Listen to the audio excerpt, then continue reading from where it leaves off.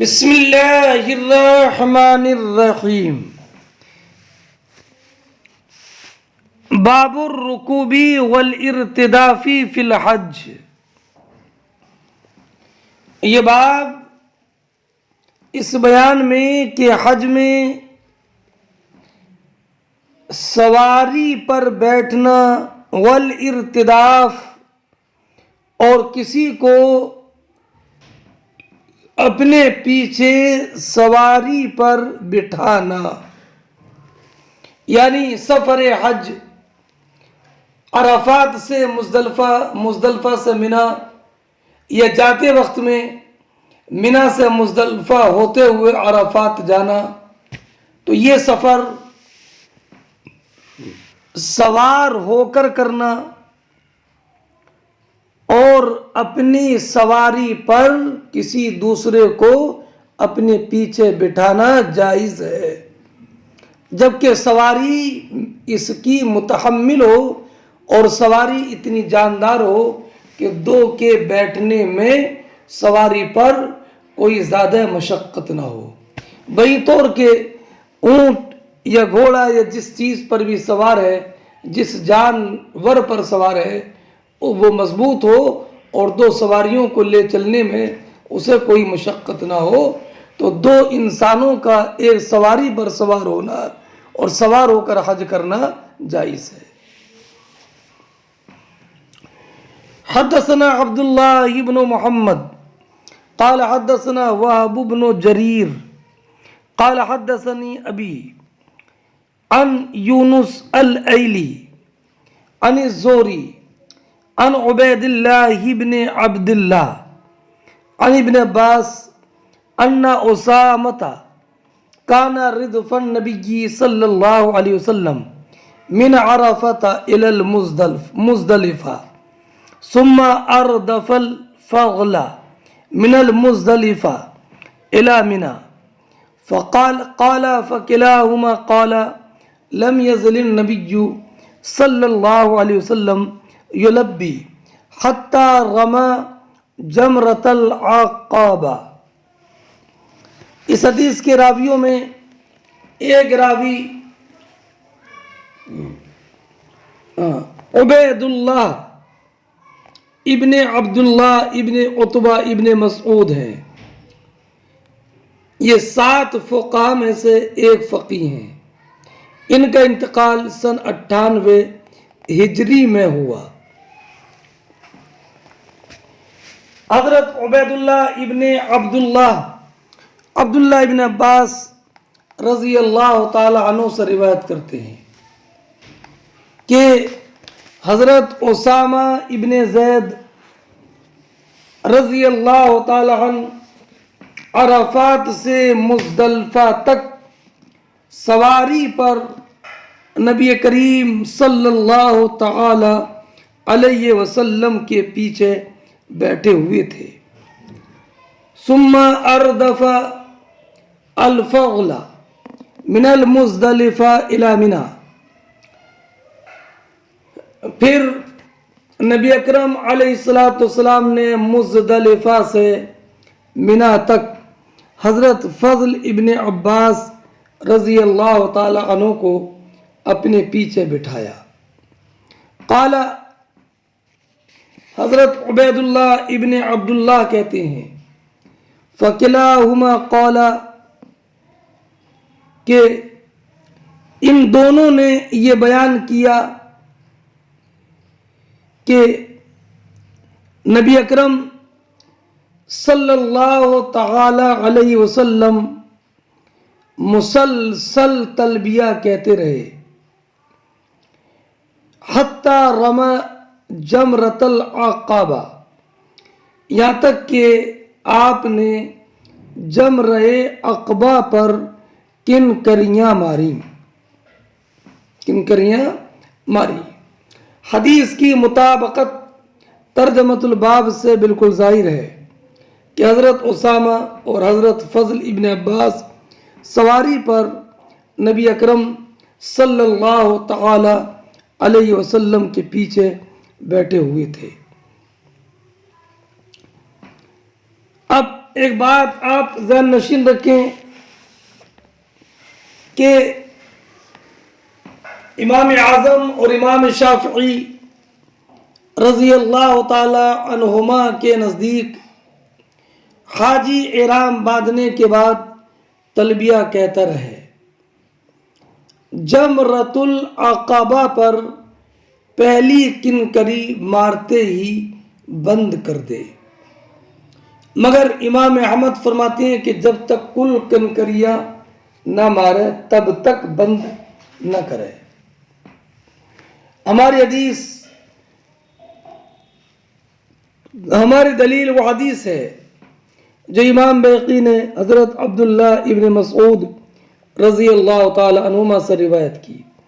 وہ کہتے ہیں کہ میں نے نبی اکرم علیہ السلام کو بغور دیکھا، حضور مسلسل تلبیہ کہتے رہے یہاں تک کہ جمرۃ العقبہ پر پہلی کنکری ماری، اور پہلی کنکری مارتے ہی آپ نے تلبیہ بند کر دیا۔ اس سے معلوم ہوا کہ جمرۃ العقبہ پر پہلی کنکری مارتے ہی یہ تلبیہ ختم کر دے گا، اور یہی قول حضرت سفیان ثوری کا ہے، امام شافعی کا ہے، ابو ثور کا ہے۔ اور امام احمد اور اسحاق وغیرہ کا مذہب میں نے آپ کو بتایا کہ جب تک ساری کنکری نہ مارے تب تک قطع نہ کرے۔ ہماری دلیل وہی جو ابھی میں نے آپ کے سامنے حضرت عبداللہ ابن مسعود رضی اللہ تعالی عنہ کی روایت آپ کے سامنے ذکر کی۔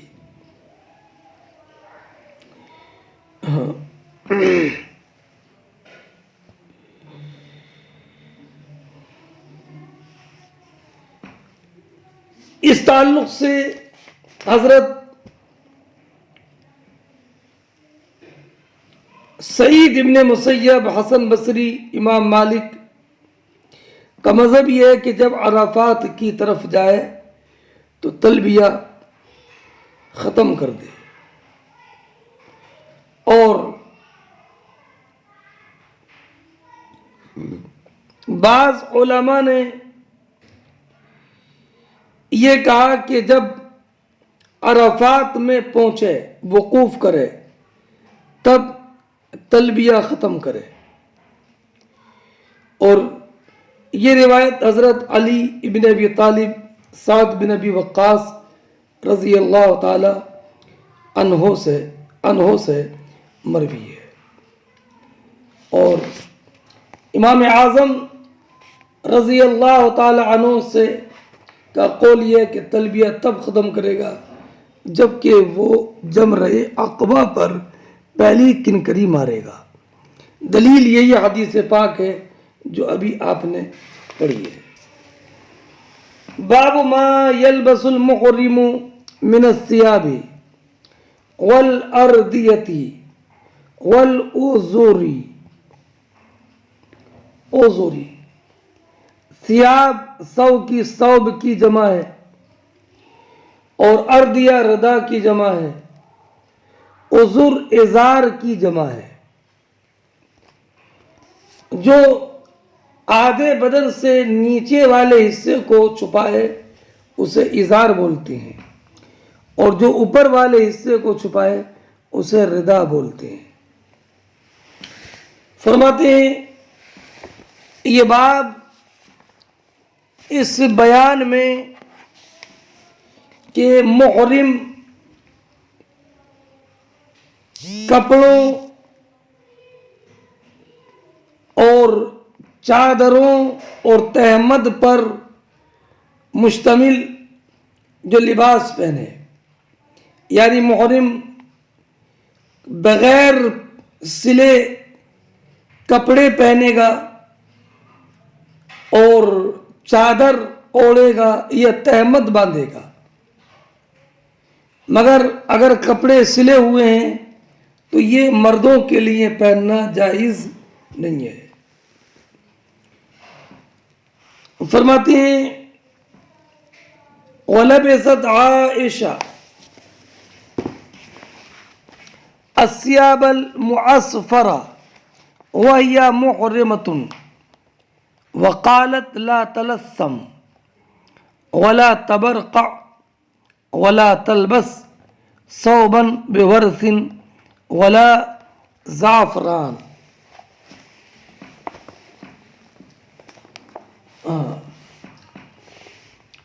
حضرت عائشہ ام المومنین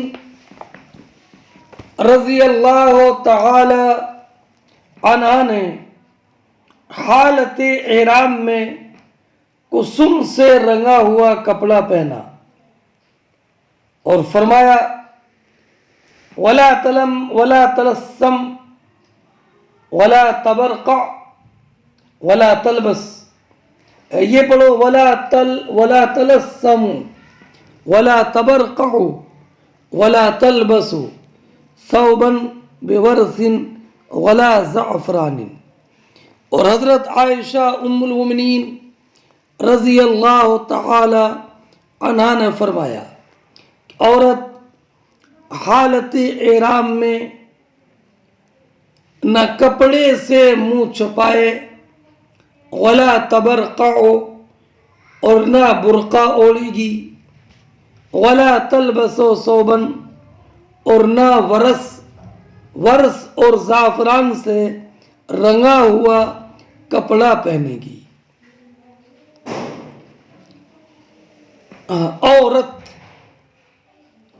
عورت کی تخصیص اس وجہ سے فرمائی کہ عورتیں ہی چہرے پر نقاب ڈالتی تھیں اور دستانے پہنتی تھیں، اس لیے عورت کی یہ تخصیص کی اور ان کی ممانعت کا ذکر کیا ہے نا، اور وہی منہ ڈھانکتی تھیں اور وہی برقع پہنتی تھیں، ورنہ جو باتیں یہ مردوں کو منع ہیں جیسے دستانے پہننا یا منہ ڈھانکنا یا زعفران اور ورس سے رنگا ہوا کپڑا پہننا، جیسے یہ عورتوں کو منع ہے ایسے ہی مردوں کو بھی یہ منع ہے۔ لیکن یہاں پر جو تخصیص کی ہے عورت کی وہ اس وجہ سے کہ چونکہ عورت یہ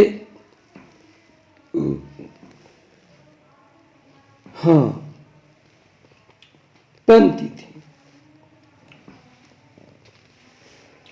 وقال جابر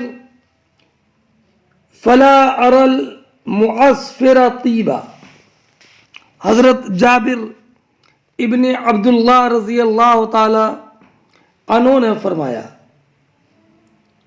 کہ میں کسم سے رنگے ہوئے کپڑے کو خوشبودار نہیں جانتا، میں کسم سے رنگے ہوئے کپڑے کو خوشبودار نہیں جانتا۔ اب یہ جو روایت پڑھی آپ نے کہ حضرت عائشہ صدیقہ رضی اللہ تعالی عنہا نے احرام کی حالت میں کسم سے رنگا ہوا کپڑا پہنا، تو ان کا کسم سے رنگا ہوا کپڑا پہننا اس بنیاد پر تھا کہ وہ کسم کو خوشبو نہیں مانتی تھیں، جیسے کہ حضرت جابر ابن عبداللہ رضی اللہ تعالی عنہ کا فرمان آپ نے سنا۔ یہ اس بنا پر تھا کہ ہلکا رنگ ہونے کی وجہ سے کپڑے میں خوشبو نہیں رہتی تھی۔ یاد رہے کہ کسم میں بھی خوشبو ہوتی ہے، اس لیے کسم سے رنگا ہوا کپڑا پہننا احرام میں ممنوع ہے۔ وَلَمْ تَرَ عَائِشَةَ بَأْسًا بِالْحُلِيِّ وَالثَّوْبِ الْأَسْوَدِ وَالْمُبَرِّدِ وَالْخُفِّ لِلْمَرْأَةِ۔ اور ام المومنین حضرت عائشہ صدیقہ رضی اللہ تعالی عنہ احرام کی حالت میں عورت کو زیور اور کالا اور گلابی کپڑا اور موزہ پہننے میں حرج نہیں جانتی تھیں، موزہ پہننے میں حرج نہیں جانتی تھیں حضرت عائشہ ام المومنین رضی اللہ تعالی عنہ۔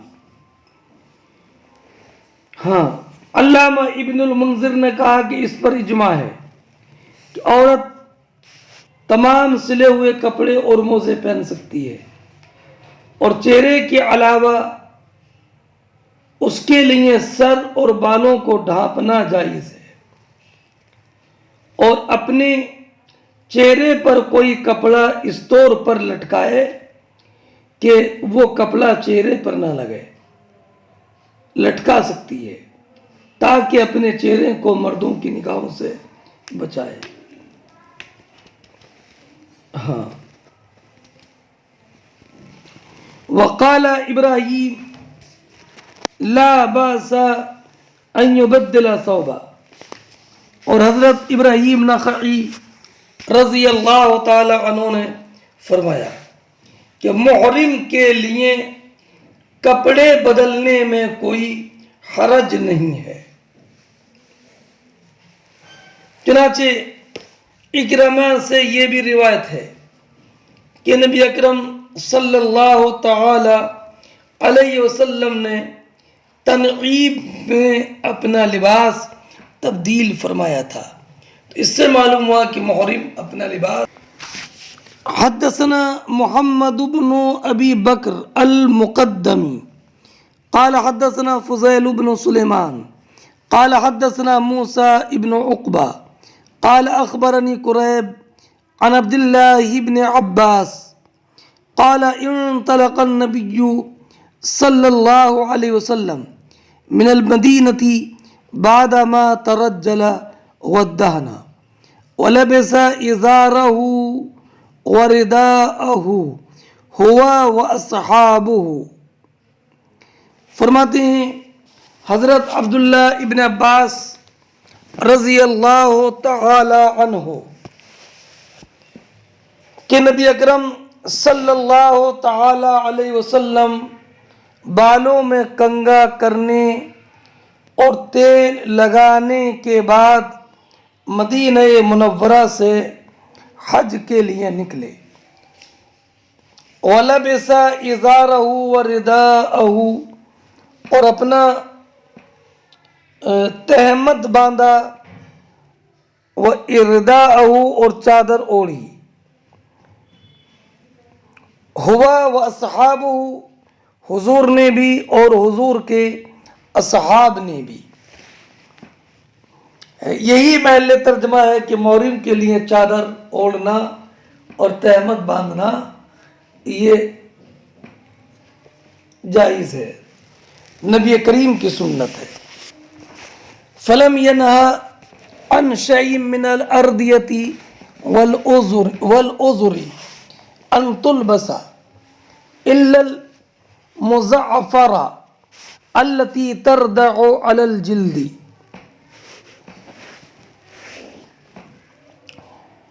نبی اکرم صلی اللہ تعالی علیہ وسلم نے کسی چادر اور تہمد سے منع نہیں فرمایا سوائے اس زعفرانی رنگ کی چادر کے جس سے بدن رنگین ہو، جس سے بدن رنگین ہو۔ نبی اکرم صلی اللہ تعالی علیہ وسلم، یاد رکھیے گا، ظہر کو بعد نماز ظہر، ہفتے کو شنبے کو بعد نماز ظہر مدینہ طیبہ سے نکلے تھے، رات ذوالحلیفہ میں بسر کی تھی،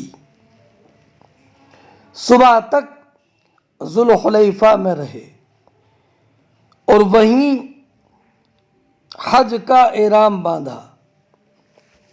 فَأَصْبَحَ بِذِي الْحُلَيْفَةِ، صبح تک حضور ذوالحلیفہ میں رہے. حتی استوى علی البیدہ، اپنی سواری پر سوار ہوئے یہاں تک کہ بیدہ پر چڑھے. اہل ہوا و اصحابہ، تو حضور نے تلبیہ پکارا اور حضور کے اصحاب نے بھی.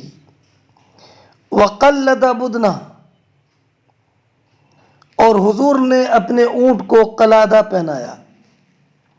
وذالک لخمس بقین من ذی القعدہ،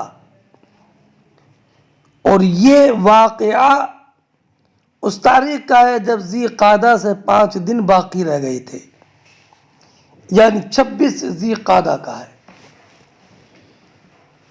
فقدم مکہ لاربع لیال خلونا من ذی الحجہ، اور نبی اکرم علیہ السلام 4 ذوالحجہ کو مکہ مکرمہ آ گئے. فطاف بالبیت، آپ نے کعبہ شریف کا طواف کیا. وسعی بین الصفا والمروہ، اور صفا اور مروہ کے درمیان سعی کی.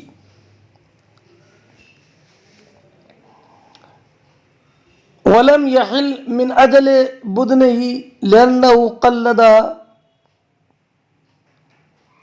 اور آپ نے عمرہ کرنے کے بعد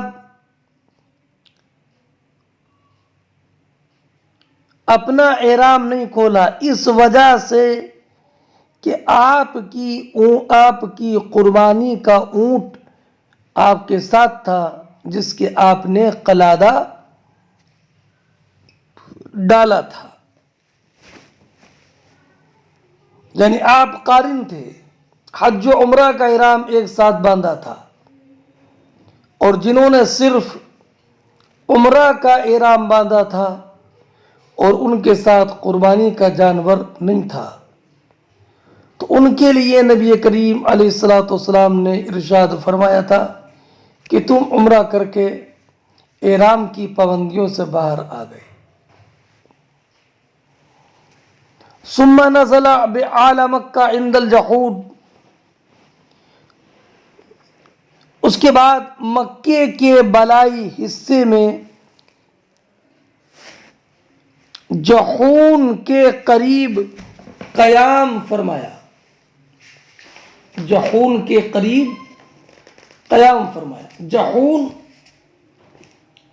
وادی محصب کے پاس ایک جگہ ہے جحون، اور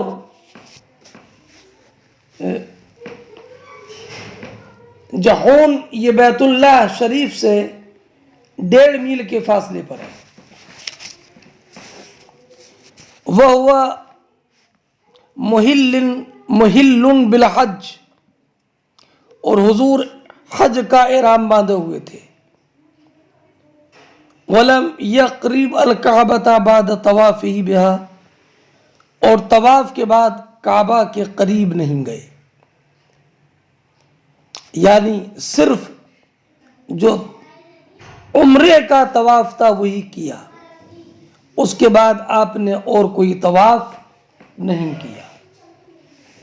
علامہ بدر الدین عینی علیہ رحمت و رضوان فرماتے ہیں کہ یہ دیگر مشغولیت کی وجہ سے آپ نے اور طواف نہیں کیے ہوں گے، ورنہ نفلی طواف جتنے چاہیں حج کرنے سے پہلے، حج کا احرام باندھنے سے پہلے اور عمرہ کرنے کے بعد جتنے نفلی طواف چاہیں کر سکتے ہیں.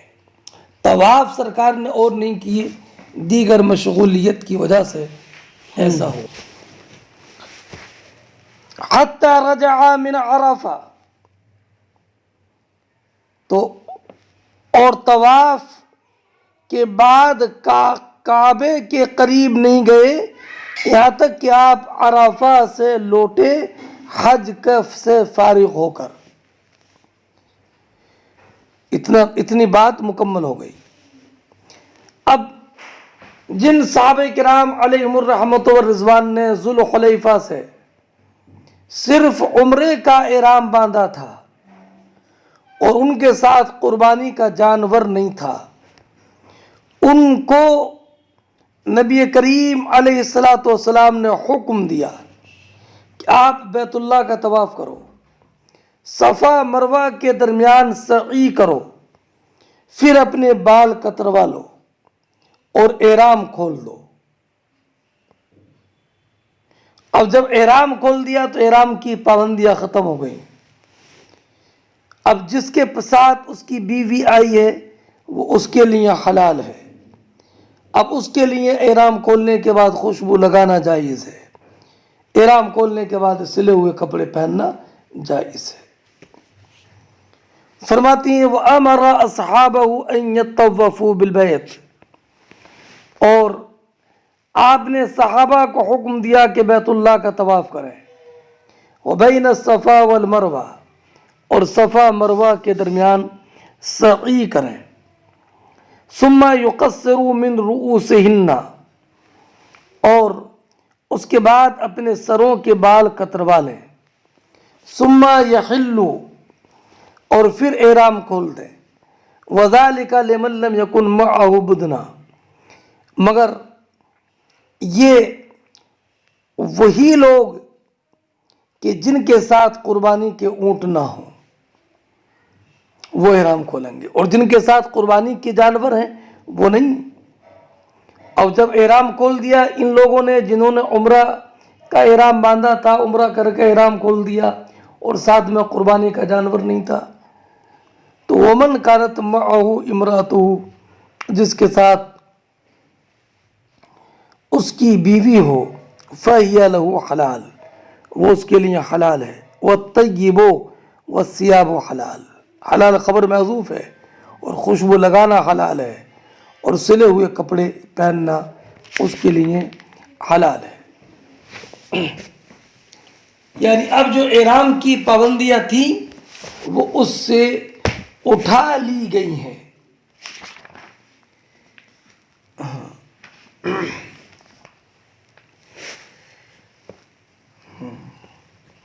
اب ایک بات یہ ذہن نشین رکھیں، اور آپ نے حدیث پاک سے سمجھ لیا ہوگا کہ محرم صرف چادر اور تیمم پہنے گا، سلے ہوئے کپڑے نہیں پہنے گا۔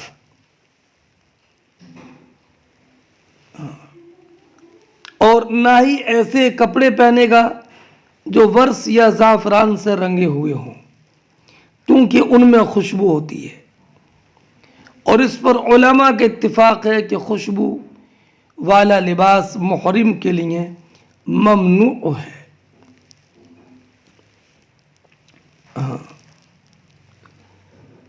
اور علامہ عینی نے یہ بھی فرمایا کہ اس حدیث سے معلوم ہوا کہ نبی اکرم صلی اللہ تعالی علیہ وسلم نے حج قران کیا تھا، کیونکہ آپ نے ایک سفر میں عمرہ اور حج کو جمع کیا، اور یہی قران ہے۔ باب من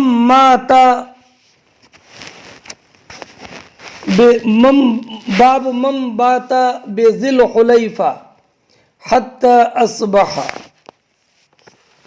یہ باب اس انسان کے بیان میں جس نے صبح تک ذوالحلیفہ میں رات گزاری، یعنی جو شخص مدینہ منورہ سے حج کرنے کے لیے جائے تو اس کے لیے ذوالحلیفہ میں رات گزارنا جائز ہے، جیسے کہ نبی اکرم علیہ الصلاۃ والسلام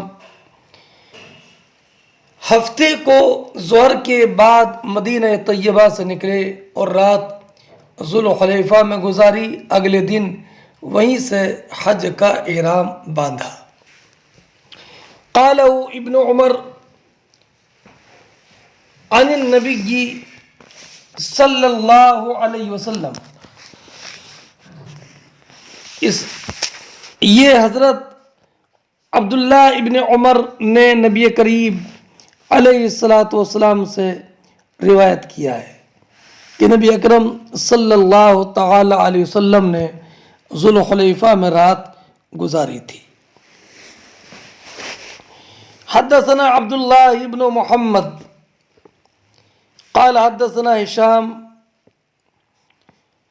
ابن یوسف قال اخبرنا ابن جریج قال حدثني ابن المنکدر عن انس بن مالک قال صلى النبي صلى الله عليه وسلم بالمدينة أربعا وبذي الحليفة ركعتين ثم مات حتى أصبح بذي الحليفة فلما ركب راحلته واستوت به أهل۔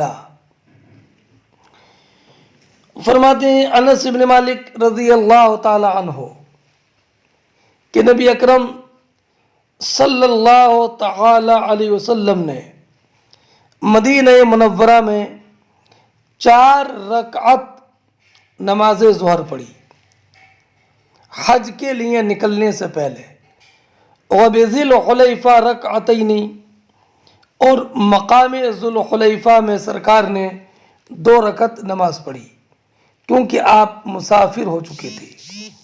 ثم بات حتی اصبح بذی الحلیفہ، پھر آپ نے صبح تک رات ذوالحلیفہ میں گزاری۔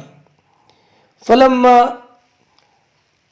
رکب راحلتہ واستوت بھی، پھر جب آپ سواری پر سوار ہو گئے اور سواری سیدھی ہو گئی، احلّہ، تو آپ نے تلبیہ پڑھا، آپ نے تلبیہ پڑھا۔ اب اس سے یہ ثابت ہوا کہ نبی اکرم صلی اللہ تعالی علیہ وسلم نے رات مقام ذوالحلیفہ میں گزاری، اور یہی امام بخاری رضی اللہ تعالی عنہ نے باب قائم کیا ہے کہ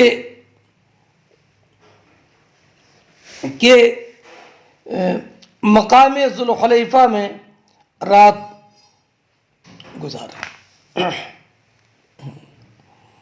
لیکن یاد رکھیے کہ مقام ذوالحلیفہ میں رات گزارنا یہ حج کی سنتوں میں سے نہیں ہے، بلکہ یہ امت پر آسانی کے لیے ہے، تاکہ اگر مدینہ منورہ سے حج کا احرام، مدینہ منورہ سے حج کے ارادے سے کوئی نکلنے میں مؤخر ہو جائے، تاخیر ہو جائے، تو ذوالحلیفہ میں جانے والے، پہلے جانے والے ذوالحلیفہ میں ٹھہر جائیں، رات وہیں پر گزاریں، تاکہ اگر کسی کو مدینہ طیبہ سے نکلنے میں تاخیر ہو گئی تو وہ ذوالحلیفہ میں ان کو مل جائے، ان کو مل جائے۔ اب سرکار نے ظہر کی نماز مدینہ طیبہ میں 4 رکعت پڑھی اور ذوالحلیفہ میں نماز عصر بطریق قصر 2 رکعت پڑھی، اس لیے کہ آپ کا سفر مدینہ منورہ سے شروع ہو چکا تھا۔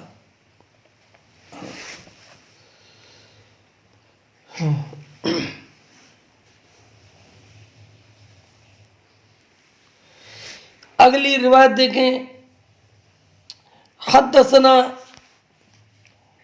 قتيبة قال حدثنا عبد الوهاب قال حدثنا أيوب عن أبي قلابة عن أنس بن مالك أن النبي صلى الله عليه وسلم صلى الظهر بالمدينة 4 وصلى العصر بذي الحليفة ركعتين قال وحسبه بات بها حتى أصبح۔ انس بن مالک رضی اللہ تعالی عنہ بیان فرماتے ہیں کہ نبی اکرم صلی اللہ تعالی علیہ وسلم نے مدینہ منورہ میں ظہر کی 4 رکعت پڑھی حج کے لیے نکلنے سے پہلے، وصلی العصر بذی الحلیفہ رکعتین، اور مقام ذی الحلیفہ میں عصر کی 2 رکعت پڑھی۔ قال، ابو قلابہ کہتے ہیں کہ وَأَحْسِبُهُ، کہ میرا گمان یہ ہے کہ حضرت انس نے یہ بھی بیان کیا کہ باتا حتی اصبح، کہ حضرت نبی اکرم صلی اللہ تعالی علیہ وسلم نے رات ذوالحلیفہ میں گزاری صبح تک۔ باب رفع الصوت بالاحلال، یہ باب اس بیان میں کہ تلبیہ بلند آواز سے کہنا، تلبیہ بلند آواز سے کہنا، یعنی بلند آواز سے لبیک اللہم لبیک یہ پڑھنا بلند آواز سے۔ حدثنا سلیمان بن حرب قال حدثنا حماد بن زید عن ایوب عن ابی قلابہ عن انس بن مالک قال صلی النبی صلی اللہ علیہ وسلم بالمدینۃ الظہر 4 والعصر بذی الحلیفہ رکعتین وسمعتهم یصرخون بہما جمیعا۔ حضرت انس بن مالک رضی اللہ تعالی عنہ بیان فرماتے ہیں کہ نبی اکرم صلی اللہ تعالی علیہ وسلم نے مدینے میں 4 رکعت نماز ظہر پڑھی اور ذوالحلیفہ میں عصر کی نماز 2 رکعت پڑھی۔ وسمعتهم یصرخون بہما جمیعا، اور میں نے ان کو سنا کہ حج اور عمرہ دونوں کے ساتھ تلبیہ بلند آواز سے کہتے تھے۔ حج اور عمرہ دونوں کے ساتھ تلبیہ بلند آواز سے کہتے تھے، یعنی عمرے کا احرام ہوتا تو بھی بآواز بلند لبیک اللہم لبیک پڑھتے، اور حج کا احرام ہوتا تو بھی بلند آواز سے لبیک اللہم لبیک بلند آواز سے پڑھتے تھے۔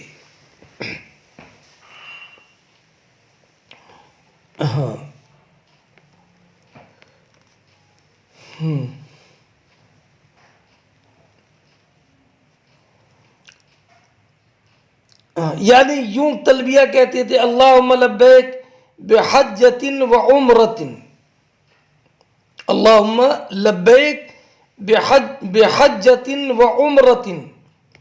یہ اس بات کی دلیل ہے کہ نبی اکرم صلی اللہ تعالی علیہ وسلم نے اور عام صحابہ نے قران کیا تھا، اور اس سے یہ بھی معلوم ہوا کہ تلبیہ لبیک اللہم لبیک بلند آواز سے پڑھنا سنت ہے، اور یہ بھی ثابت ہوا کہ قران افضل ہے۔ قران باب التلبیہ،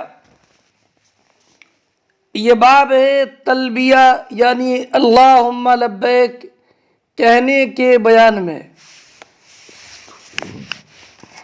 حدثنا عبداللہ بن یوسف قال اخبرنا مالک عن نافع عن عبداللہ بن عمر ان تلبیۃ رسول اللہ صلی اللہ علیہ وسلم لبیک اللہم لبیک لبیک لا شریک لک لبیک ان الحمد والنعمت لک والملک لک لا شریک لک۔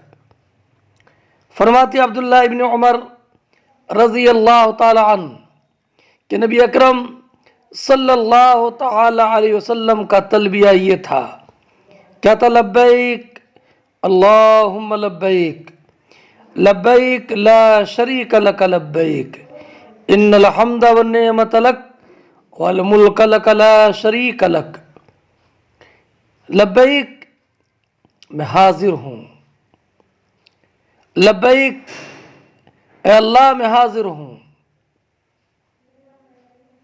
لبیک میں حاضر ہوں، تیرا کوئی شریک نہیں، میں حاضر ہوں، بے شک ہر حمد تیرے لیے ہر حال میں ہے، ہر نعمت تیری دی ہوئی ہے، ہر ملک تیرا ہے، تیرا کوئی شریک نہیں ہے، تیرا کوئی شریک نہیں ہے۔ یہ تھا تلبیہ نبی اکرم صلی اللہ تعالی علیہ وسلم کا۔ حضرت عبداللہ بن عباس رضی اللہ تعالیٰ عنہ سے روایت ہے کہ جب حضرت ابراہیم علیہ السلام بیت اللہ کی تعمیر سے فارغ ہوئے تو آپ سے کہا گیا اذن فی الناس بالحج وَيَأْتُوكَ الرِّجَالَ۔ تو حضرت ابراہیم علیہ السلام نے عرض کی یا اللہ میری آواز کیسے پہنچے گی پوری دنیا میں؟ تو فرمایا اذن وعلی البلاغ، تم آواز تو نکالو، آواز کو پہنچانا میرے ذمہ کرم پر ہے۔ تو حضرت ابراہیم نے پکارا تھا یا ایھا الناس کتب علیکم الحج الی البیت العتیق، اے لوگو تم پر حج فرض کیا گیا بیت اللہ کا۔ تو حضرت ابراہیم کی آواز کو سن لیا تھا ان تمام لوگوں نے جو آسمان و زمین کے درمیان تھے، ہے نا، اور اسی آواز کا اثر ہے کہ تمام لوگ دنیا کے کونے کونے سے لبیک اللہم لبیک کہتے ہوئے کعبہ شریف میں آتے ہیں۔ اور عبداللہ بن عباس کی روایت میں یہ بھی ہے کہ لوگوں نے حضرت ابراہیم کی آواز پر، حضرت ابراہیم کی آواز پر مردوں کی پشتوں سے اور عورتوں کے رحم سے لبیک اللہم لبیک کی صدا آئی تھی، یعنی جن کو بھی حج کرنا تھا سب نے لبیک کہا تھا، اور سب سے پہلے لبیک کہنے والے اہل یمن ہیں۔ تو جو بھی قیامت تک حج کرے گا یہ وہی کریں گے کہ جنہوں نے حضرت ابراہیم کی پکار پر لبیک کہا تھا، ان الحمد لبیک اللہم لبیک۔ ہاں، اب تلبیہ کی مشروعیت میں حکمت کیا ہے؟ تو علامہ عینی علیہ الرحمۃ والرضوان نے فرمایا کہ دراصل یہ اللہ رب العزت کا اکرام ہے اپنے بندوں کے لیے کہ بیت اللہ میں لوگوں کا آنا یہ گویا کہ رب قدیر کی دعوت پر ہے، اللہ رب العزت کی دعوت پر ہے۔ اب رہا یہ معاملہ کہ ان الفاظ پر جو الفاظ تلبیہ کے نبی اکرم علیہ السلام سے منقول ہوئے، کیا ان پر زیادتی دیگر الفاظ کی ہو سکتی ہے کہ نہیں؟ تو امام مالک نے اس میں زیادتی کو مکروہ فرمایا۔ ہاں، اور ایک روایت آپ سے یہ بھی ہے کہ زیادتی میں کوئی حرج نہیں ہے، جیسے کہ جو حضرت عبداللہ ابن عمر الفاظ کی زیادتی کرتے تھے۔ حضرت عبداللہ ابن عمر اس میں یہ زیادہ کرتے تھے لبیک لبیک لبیک وسعدیک والخیر بیدیک لبیک والرغباء الیک والعمل۔ ہاں، اور امام اعظم اور امام احمد نے فرمایا کہ زیادتی میں کوئی حرج نہیں ہے۔ حدثنا، اگلی روایت آپ سننے سے پہلے ایک بات یہ ذہن نشین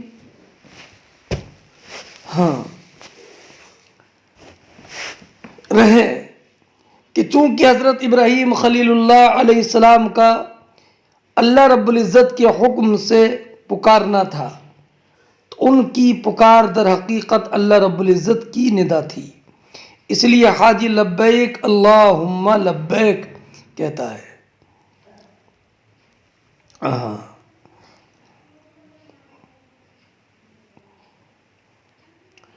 اور یاد رہے کہ حج یا عمرہ یا دونوں کی نیت کے ساتھ احرام کے لیے ذکر الہی رکن ہے،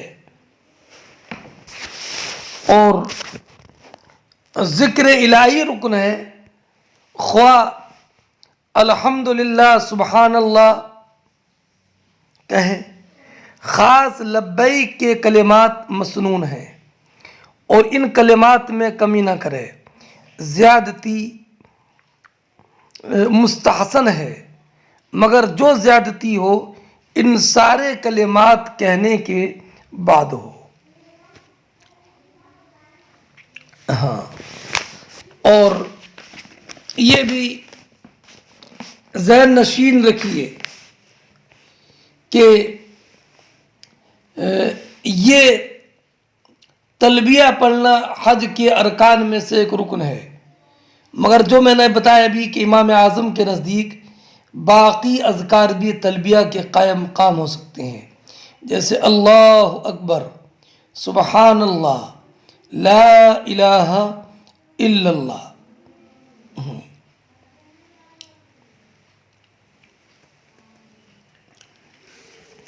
اب اگلی حدیث دیکھیں۔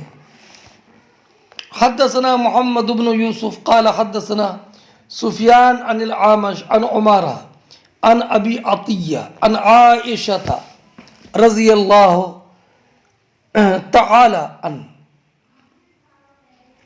قالت انی لعالم کیف کان النبی صلی اللہ علیہ وسلم یلبی لبیک اللہم لبیک لبیک لا شریک لک لبیک ان الحمد والنعمت لک۔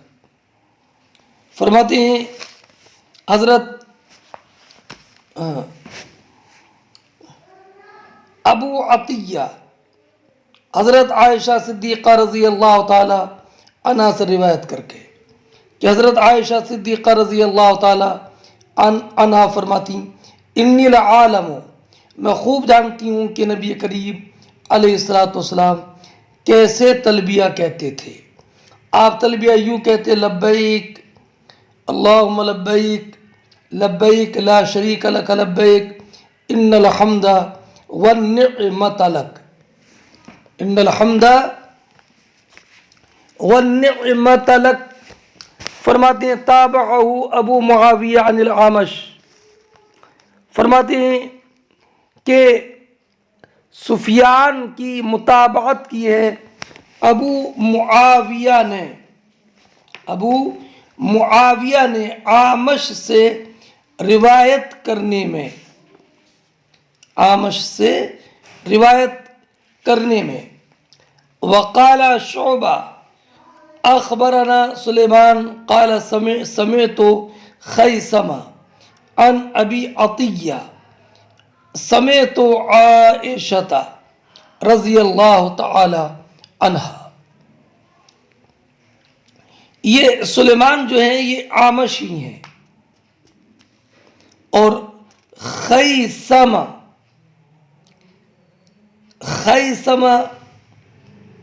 یہ بن عبد الرحمن جوفی کوفی ہیں،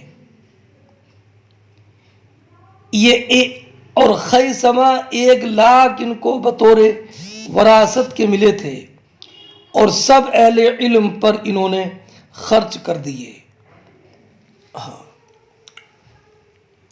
فرماتے ہیں شعبہ کہ ہم کو خبر دی سلیمان نے، انہوں نے کہا کہ میں نے سنا خیثمہ سے، انہوں نے روایت کیا ابو عطیہ سے، وہ کہتے ہیں کہ سمعت عائشہ رضی اللہ تعالی عنہ، میں نے حضرت عائشہ صدیقہ رضی اللہ تعالی عنہا سے سنا کہ وہ فرماتی تھیں کہ بے شک مجھے نبی اکرم علیہ السلام نے جو کلمات تلبیہ کے کہے تھے مجھے اچھی طریقے سے وہ کلمات یاد ہے، وہ کلمات یاد ہیں۔ اور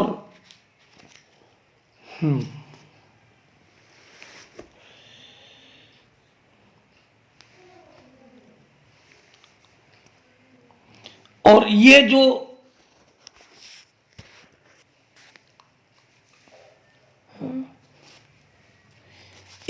اس میں حضرت عائشہ صدیقہ رضی اللہ تعالی عنہا نے فرمایا کہ مجھے وہ کلمات خاص طور پر یاد ہیں، اور اس میں جو ہے لبیک اللہم لبیک لبیک لا شریک لک لبیک ان الحمد والنعمت لک کے الفاظ ہیں، والملک لک لا شریک لک کے الفاظ نہیں ہیں۔ تو یہ حدیث ہماری دلیل ہے کہ احرام کے لیے خاص تلبیہ کے کلمات رکن نہیں ہیں۔ تلبیہ یہ کلمات کہنا لبیک اللہم لبیک یہ مسنون ہے، رکن یہ نہیں ہے۔ اور یہ بھی معلوم ہوا کہ نبی اکرم صلی اللہ تعالی علیہ وسلم کی زبان اقدس سے جو کلمات تلبیہ جاری ہوئے وہ حضرت ام المؤمنین عائشہ صدیقہ رضی اللہ تعالی عنہا نے